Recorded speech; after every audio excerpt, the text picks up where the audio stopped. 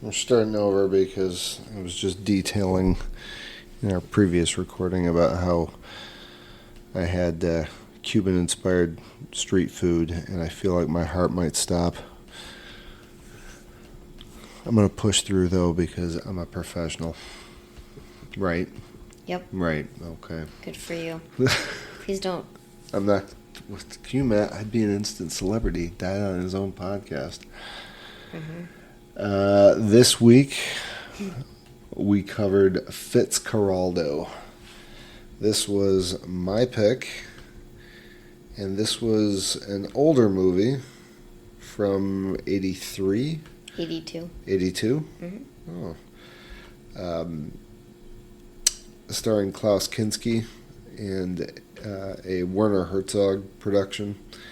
I have seen this video box in a number of blockbusters growing up, and it was really intriguing, but I just never had enough motivation to rent it and watch it. And I think because in reading about it, it seemed like it was going to be arduously long, which it kind of was. Mm-hmm. It wasn't. I wouldn't call it a short movie, but in short, the main character, Brian Sweeney Fitzgerald, is in Peru or in the Amazon. The Amazon rainforest, yeah, I was saying. We'll jump around a little bit here because it was, I think because of it being a translated movie, there was a lot of plot points that probably got misinterpreted. Yes, probably true. I don't want to call him like a huckster, but he seems to be like a guy who really, really loves the opera, and his girlfriend, what is it, Claudia? Is that the girlfriend? No, Molly, played by Claudia Cardinale. He really loves the opera, but does he have a profession, or he's in the sugar trade or something initially, but he's not very good at it, and then he becomes anchored on this idea of setting up an opera house in the middle of the jungle and bringing in great Italian or great German opera singers to perform there. And again, he doesn't really have the money, so his girlfriend Claudia, Molly, who's like forever, she just has like total faith in him and placates his every whim. Mm-hmm. Yep. She in essence buys this boat for him. And actually, this is the part I couldn't wrap my head around. He goes with one of the rubber barons into an area of the Amazon that isn't claimed, so he can. Did you get this?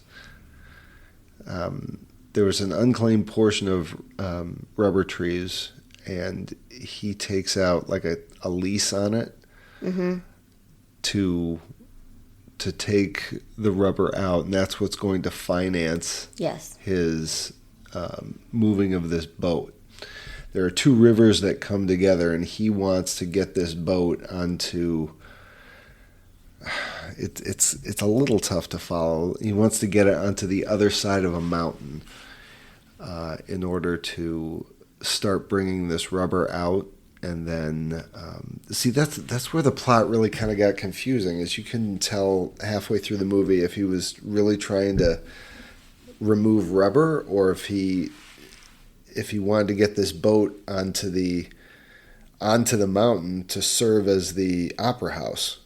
Yeah, that's very true. I didn't really think about that, but now that you're explaining it, and I'm remembering us watching it, I do feel like where His where motives did were... where did the rubber thing stop? Yeah. And where did the opera house boat situation up the mountain pick? Yeah.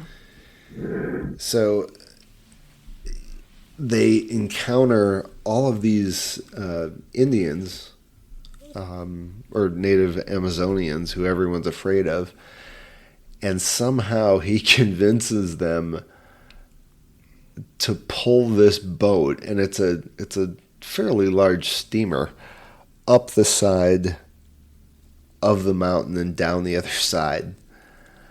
And it's this huge undertaking, which we get like an hour and a half into the movie before they try to do this.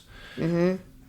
And I don't know about you, but it just most of the movie was marketed with that image, with this wacky guy with crazy hair and a white suit, kind of pushing his. They're not even employees; they're just natives who he somehow hired in quotes. Yeah, quotes to pull this boat up the side of an Amazonian mountain, and they cut down, a portion of the rainforest in order to be able to do it. It just seems like this crazy undertaking for the sake of being a crazy undertaking. Yep. And they get it. There was one scene in particular. I remember when it was just a shot of the boat slowly being dragged up. Incredibly slow. And I remember just watching that, thinking, just like you're waiting for one of the cables to snap. Mm-hmm. Herzog did a really great. I don't even know if it was his intention, but in that scene, you're just kind of anticipating another problem arising. And not to say there aren't problems. There are plenty of them, and I don't want to detail all of them in the podcast, but by some miracle, he gets it over to the other side. And how do we say this without ruining it? He spends so much energy trying to get that accomplished, and then when he does get it accomplished, it's simple irresponsibility, I guess, that kind of ruins his plan. Mm-hmm. And then when he ends up going back to his base camp to pair up with Molly, I've monopolized this thing. Do you remember how he gets he kind of gets his wish with the German opera, but he sells the boat. That's how. Sorry, spoiler alert. It's a 30-year-old movie. He sells the boat for what? Why? He sells the boat, and the proceeds from that he hires the opera singers and the symphony, and they use before he relinquishes the boat. They float up the Amazon and with the players on top of the boat singing and singing opera music and doing a private performance of their show for just Fitzcarraldo. For him. I'm struggling here because I wouldn't, if I was going to recommend this movie, I don't know on what basis I would recommend it. If you want to see something that tells a story of having an idea and then seeing it through to fruition, even though it's a wacky idea. Yeah, super crazy and insane. And there's no possible way. I mean, when I watched the trailer, I thought, how could this even be a possibility? But this movie made it a possibility. It didn't happen the way he thought it was going to happen, but it definitely happened. Yeah, he had a plan, and his plans become, they take a different tack. Yes. And he kind of rolls with it and just kind of accepts the fact that, like, the only thing that matters is the end goal. And how I get there is really kind of inconsequential. But there's a couple of interesting characters in this. Like, at one point, he's been down in the Amazon for many years, and at one point he was tasked with building a railroad. You remember this yeah, scene? that's right. I liked that And the moment. For whatever reason, they stopped production, and he fired all the workers and sent them all home except for this one guy who was the station master. And he just left it open-ended and says to the station master, he's like, just stay here. We'll get you paid up, but, like, I'll come back in a little while. I just need you to safeguard the train engine and the rails that we've already laid. And he doesn't come back for, like, 6 years? A long time. And this guy was never paid. Nothing. Yeah, and he's still wearing his uniform. And he's like, "Oh, I'm so glad you came back. I haven't been paid in 6 years." It's kind of cute. Yeah. And he has, like, a family and a wife and kids. And like, he's still holding out hope that he's going to be, a train conductor? Yeah. And paid. He's like, "I'm just waiting for my 6 years of payment." There's trees and grass and everywhere. It's grown over this. You don't even know. But then out of the blue comes a train. Yeah. Like a steam, what's the front of it called? Locomotive. Thank you. It kind of makes you mad at Brian Sweeney for Fitzgerald for this, just because, like, he clearly was put in charge of that project, and he managed it so poorly that one of his employees was waiting around for 6 years or more. Yeah. With no payment, no thank you, not a thing. Just like. Yeah, he's like, I guarded these rails for you, and Brian shows up and he's like, "Hey, yeah, we're gonna take them all, so we're taking them." Yeah, absolutely zero loyalty, and then this poor man. He just kind of stands there dumbfounded. I looked up the actor Grandi Otello. Mm-hmm. He was the station master. I thought it was just a bit part, but apparently all throughout Rio, he's a pretty well-known stage actor. I like everybody likes seeing a movie where you can be like, "Oh God, you absolutely can't go through the rest of your life without seeing this." I don't know that I'd say that about Fitzcarraldo. I enjoyed it, but if you're going to watch it, you got to strap in for the long haul, because it was a 3-hour. Yeah, it was 3 hours, and it moved incredibly slow. Incredibly slow. How many different sessions did we watched it in 3 sessions? 2 or 3, yeah. 3. I think what happened is we started it, and we both fell asleep, and we had to pick it up again and rewind it to watch what we'd missed. Oh yeah, maybe we did watch it in 3 parts. Yeah. It was just really, really slow. I think that Herzog is kind of known for that. I have heard that about Aguirre, The Wrath of God, another one of his pictures. I don't know that he's known for making a real fast-paced. He's not like a Hollywood thriller type director, producer. I don't even know if I'd go so far as to say this was a character study, because the characters just seem so directed character. And I do think that part of this is just due to the fact that it was translated from German to English.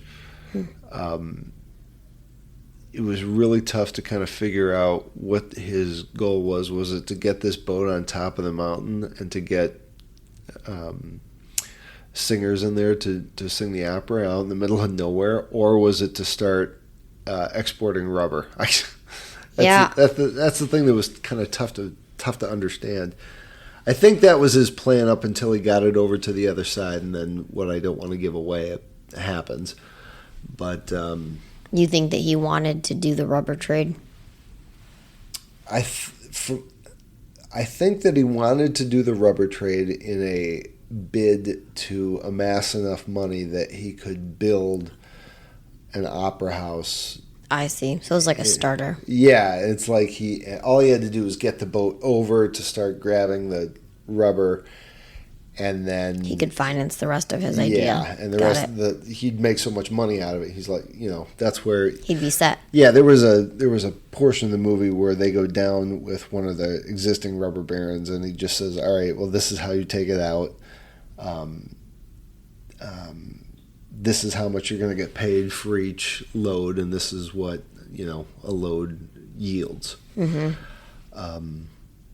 I mean, why bother with that if that wasn't the whole plan? And the whole reason that they dragged the boat over the side of the mountain was because this giant plot of rubber trees was inaccessible. Mm-hmm. But, I mean, are you going to do that every single time? Once you get the rubber out, you got to get back over this other side of the mountain. That's true. I didn't even think about that. You're not going to take it all out in one shipment. So, getting the boat over that first time was such a feat and a miracle that happened that I can't imagine doing it. I would hope that he was going to make so much money from the first load that he could send people down or something. I don't know. But anyway, that was Fitzcarraldo. If you want to be mesmerized and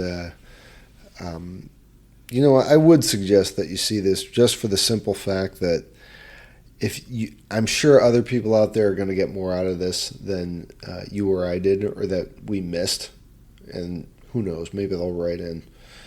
Well, like you said before, it's not a thumbs up or a thumbs down. I think it's like worth watching. It's just, I don't know.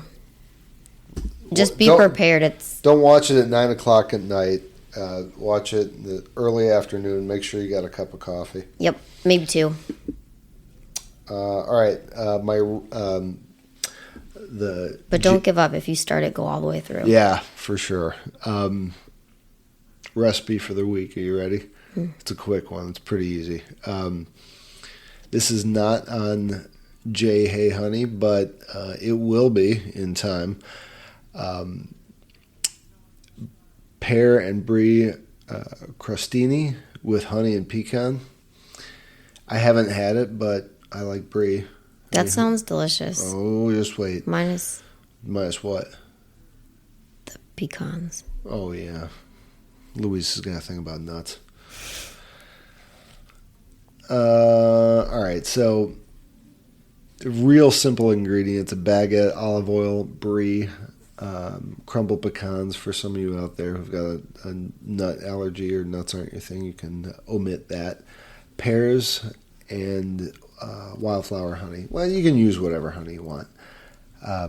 Super duper easy. All you gotta do is slice the baguette into 1/2 inch rounds. Place the slices of the bread onto a baking sheet and then brush the top with a little olive oil. Toast the bread under the broiler for a couple of minutes or just until the bread is golden, and then remove the baguette rounds from the oven. Add a slice of Brie. I'm assuming that you've already baked the Brie. Kind of a necessity. And add a slice of Brie with a slice of pear onto the top of the round. Return the tray of crostini to the oven under the broiler until the cheese starts to melt. Oh, okay. All right, so you don't have to melt it first. Remove from the oven, top with crumbled pecans, and drizzle with honey. I would eat that all day. No pecans for you. What? Do you eat any nut or just pecans? It just doesn't sound. I like the crunch, man. I'd do that. Like, I like them, but I don't know if I would eat it with the pear and the Brie and that's enough for me. There's a garnish to this that if you want to dress it up, you can put. What are these? These little spindly. What is that? Some kind of leaf. It looks like the part of a pine tree. Yeah, it looks, I don't know. You don't have to use a garnish, but if you want to make it pretty, knock yourself out. Could use a wildflower too. La-di-da. You could use a hibiscus. La-di-da. The color would be better. That's true. Way better. The green doesn't, looks Christmas. Are you ready for the blacklist? Yes. Okay, good.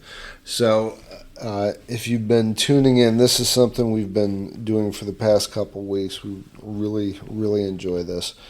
The blacklist is a list of unproduced, either unsold or pre-sold scripts making the rounds in LA and Hollywood.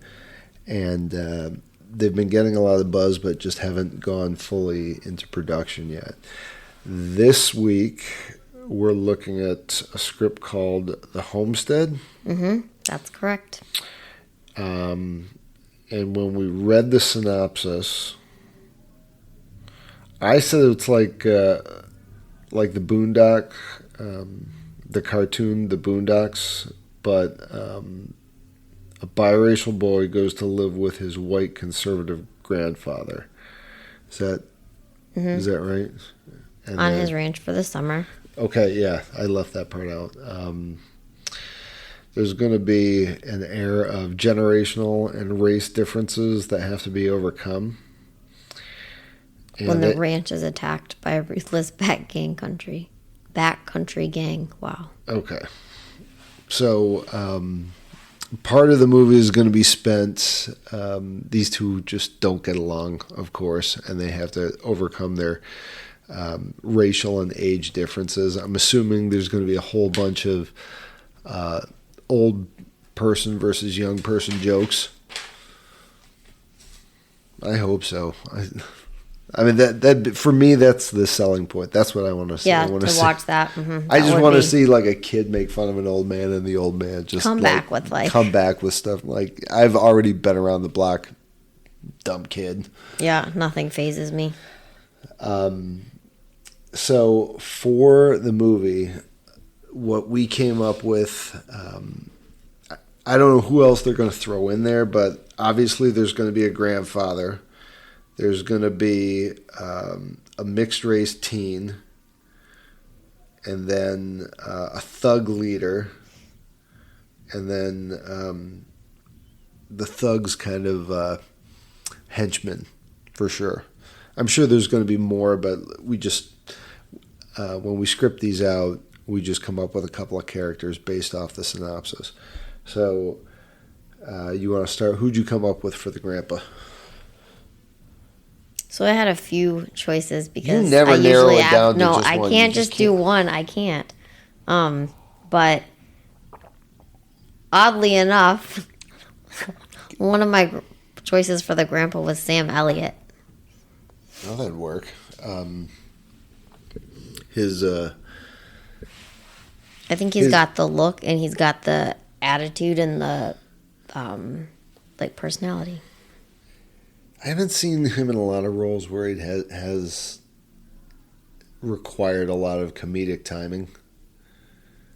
I mean, he could do it. He could do it like he did it in Lebowski. Yeah, he could do it. I agree. I haven't seen him in a lot of those roles. They're more serious roles, but he has an endearing quality to him that for playing someone's grandpa would, for lack of better words, come in handy. Who was the other ones? You said you had more than one. I did, but we'll just go with that one. Well, I came up with either Thomas Hayden Church or Dennis Quaid. Oh. But I don't know that Dennis Quaid would be in. Well, they could put him in something. Thomas Hayden Church from Sideways. I know who he is, yeah. Yeah. I could see. I think he would be a more sympathetic grandfather, but Dennis Quaid could play a grandfather who's just grumpy and irritable and grouchy. Agreed. Who'd you come up with for the teen? Oh, make it good. For the teen, I came up with Caleb McLaughlin. Oh, he's the worst. No, he's not. I don't even know who it is. Who is he? He's one of the actors from Stranger Things. Not that I've ever watched that show, but in my Googling research, if you will, that's who I came up with. I almost forgot that we needed a kid. Who is he? Who is he in Stranger Things? I don't watch that show. He's one of the kids. Way to narrow it down. Yeah. Which kid? I don't know. I don't know the show. Sorry. People who watch Stranger Things will know immediately. I had Miles Gutierrez. He was Riley from Amazon's The Wilds and Paramount's The Come Up. I don't know who this is. You gotta look him up because I do. I have seen his face before, but that's really all I based it on. I have not seen those shows, but he came up on a search for top 20 or top 30 teen actors or actors to watch for 2023. What was his first name, please? Miles Gutierrez. Oh. Mm-hmm. Oh. Mm-hmm. All right, what about your thugs? What'd you come up with? So my gang leader is Sebastian Stan. Do you know who that is? No. Okay. Well, I can look him up, but I mean, while I'm looking him up, he's been in lots of different movies and maybe TV too. I'm not really sure. Sebastian Stan. Mm-hmm. Okay. But I think as a ringleader, as a ringleader, he would be good. Oh, he was in Winter Soldier. Winter Soldier. I don't know if I saw Captain America. Oh, yeah, definitely didn't see that. Oh, I know that dude. Yeah, he'd be a good one. It's so funny, like whenever you're picking out a villain, you can even if you like them as an actor, you're like, he looks like a jerk. Yes, actually, 100%. That's no offense. He looks like a total Chad. Yeah, no offense, Sebastian. I mean, sorry, you're a little typecast there, but you do really good in those kind of roles. I had Keegan Allen from Pretty Little Liars. That's all right. I'd never seen it either. But when you look him up, you're like, oh yeah, I know that guy. That's half of these. Like, if it's not an actor from the 80s or 90s, I'm not going to remember them. You suggested him for the ringleader? Yeah, Keegan Allen, Eegan.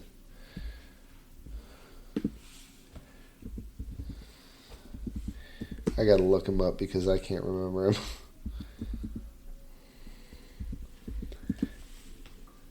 Yeah. I think they'd really have to kind of rough him up. He has like a little... Is he bit too of like boyish? a pretty... Is he too boy? Yeah. Was he in... Some of the photos that I'm seeing, he's a little bit too like... But got, I don't know that show, so maybe... You can critique my stuff. See, this is the really interesting thing. Maybe the listeners already know this, but one of us picks the script, and then we both sort of together outline the characters that we're going to choose, and then we choose actors for the roles, but we don't tell each other. Right, so then yeah. when we get on the podcast and we say, this is the movie, it's called The Homestead, this is what it's about, we're like... Yeah, this is the reason why we don't know each other's picks. Alternating. We throw them out there and then we'll have to look them up because the younger actors, truth be told, I'm super old now, so like I don't know who these people are. But when I come across, a piece of media, I'm like, oh, I've seen that guy before. I'll look up the name. I'm not going to remember their name because it takes 20 years before anybody's name is really well established. They have to have done some big things. Yeah, I don't watch everything, and neither does Louisa. We watch different media, but unless they're an A or a B lister, it's going to take a while before we recognize their names. But yeah, he was in Palo Alto, Pretty Little Liars, Follow Me, and King Cobra, which I'm sure you saw none of. Correct. And then what about Thug 1 and 2?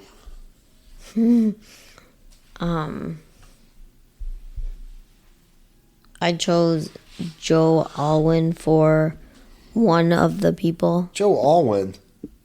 Why are you saying it like that? Are you judging me based on someone that you don't know who that is? I totally have no idea who it is. Well, look him up and let me see what you have to say because I'm not going to say anymore. How do you well, ALWYWN.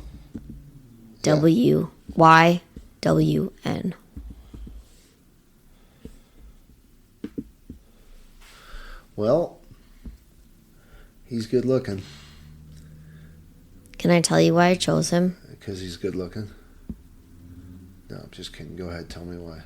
Because he played a role that's sort of similar in the movie Harriet.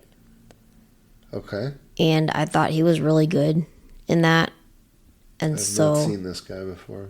I feel like he would be good for this second role. Why was he kind of a number 2 to a greater villain in one of those movies? He was the owner of slaves. Yeah, okay, that qualifies him in my book. And who was your other one? Tom Felton. God, these are good. Like I don't know these people. Tom Felton? Yep, FEL. TON? Mm-hmm.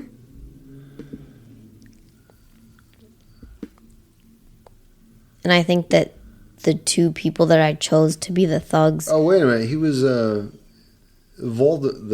it Voldemort? Or no, who's the... He was Malfoy. Mm-hmm. So I think the two actors would balance each other out because,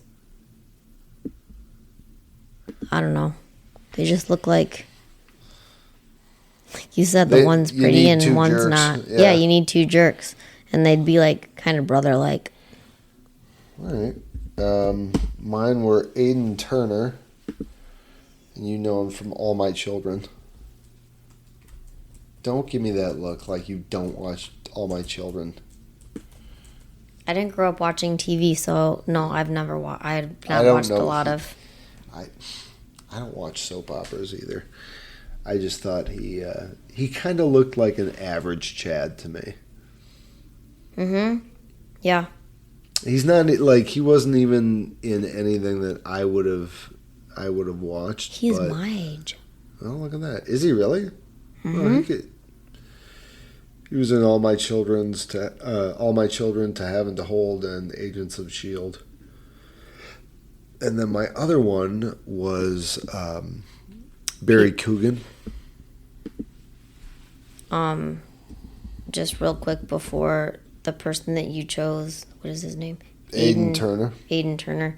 He, it looks like, was very popular in the Hobbit movies. Oh, look at that. Which I've never watched or will ever watch. I'm sorry to interrupt. So who's the next person? Barry Coogan. Barry. And that's KEO. GHAN? Yeah. Yeah, that guy was in Dunkirk. Oh my God. Are you having a moment? What? Yeah. Why? Tell me. Because Tell me he was the kid who died in Dunkirk. He was really good in that movie, by the way. Oh, yeah. That was a great movie. But he is big right now because he was in the Banshees of Inisherin, which is a big award season movie right now. And he's been nominated for big awards. And actually, I think he might have won at the BAFTAs. But he was really good. So that's a really good pick. If he was in the Banshees of Inisherin and Dunkirk, those are both Irish/British roles, and that if he were to be cast in this one, it'd be a real break from type. You know, if he was in the Homestead, I'm assuming it would take place in somewhere like Idaho or Wyoming, not Ireland. Yeah. That's what I mean. I think he would be a really good choice because I think that, he could be a leader or he could be someone who took leadership from someone else. So I think that, Because it's in my head. That's what he did in Dunkirk. He was the both of those kids on that boat were from what I remember. They were very. They just took direction well. And Yes, that's exactly what's in my Hey, we're going over there to pick up our boys. Hop in, start feeding the fire, and raise the sails, and they were very obedient. Yes, well said. Exactly, 100%. Yeah, that was our picks. And, nice. Do we have anything else? I mean, we're not really going to tell folks what the next movie is. Oh, that's right. We don't really do that. I think I'm good. I think we're good, yeah. All right. I think that's all. I'm going to take a nap.